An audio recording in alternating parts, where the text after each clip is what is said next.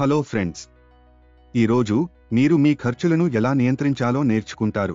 తద్వారా మీ వ్యాపారం దాని ఖర్చులను భరించడానికి తగినంత డబ్బు సంపాదించే స్థాయికి త్వరగా చేరుకోగలదు మరియు చివరికి తెలివిగా వృద్ధి చెందుతుంది, దాని విలువను పెంచుతుంది. సరళత కోసం ఒక ప్యాక్ చక్నా, దీనిని మనం ఒక యూనిట్ అని పిలుస్తాము. అమ్మకపు ధర ఒక 100 రూపాయలు అని అనుకోండి.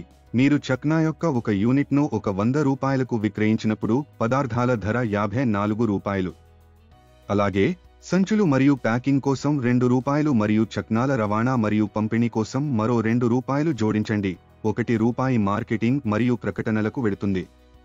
కాబట్టి మీరు విక్రయించే చక్నాల సంఖ్యతో మారుతూ ఉండే మీ వేరియబుల్ ఖర్చులు చక్నాల ప్రతి యూనిట్కు సుమారు 59 రూపాయలు.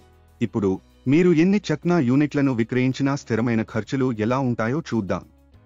మీరు చక్నా యొక్క ఒక యూనిట్ను ఒక 100 రూపాయలకు విక్రయించినప్పుడు ఫ్యాక్టరీ స్థలాన్ని అద్దెకు ఇవ్వడానికి 1 రూపాయి, విద్యుత్ మరియు నీరు వంటి వినియోగాల కోసం మరో 1 రూపాయి, మరియు మీ కార్మికులకు చెల్లించడానికి 3 రూపాయల వరకు కేటాయించండి. మీరు బాహ్య కార్మికులను నియమించుకుంటే, మీరు రుణం తీసుకుంటే, మీరు చెల్లించాల్సిన వడ్డీకి అదనంగా 1 రూపాయిని చేర్చండి. ఇవన్నీ చక్నా యొక్క ప్రతి యూనిట్కు సుమారు 6 రూపాయల స్థిర ఖర్చులను జోడిస్తాయి. మీరు స్థిర మరియు చరరాశుల ఖర్చులు రెండింటినీ కలిపినప్పుడు ఒక 100 రూపాయలకు విక్రయించబడే ప్రతి యూనిట్ చక్నాలను తయారు చేయడానికి మీకు 65 రూపాయలు ఖర్చు అవుతుంది.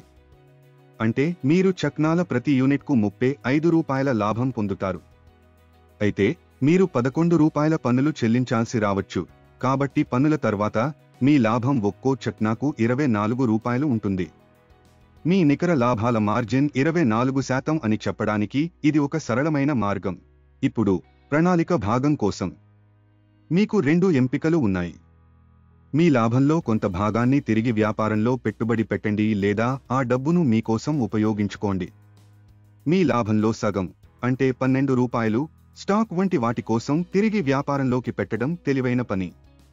అప్పుడు మీరు మిగిలిన 12 రూపాయలను మీ కోసం లేదా ఇతర ప్రయోజనాల కోసం ఉపయోగించవచ్చు. త్వరగా లాభం పొందడానికి మీ స్థిర ఖర్చులను తగ్గించడానికి ప్రయత్నించండి. ఒక స్థలాన్ని అద్దెకు తీసుకునే బదులు చక్నాలను తయారు చేయడానికి మీ స్వంత షెడ్ను ఉపయోగించండి. ప్రారంభంలో కార్మికుల ఖర్చులను ఆదా చేయడానికి కుటుంబ సభ్యులు మీకు సహాయం చేయండి.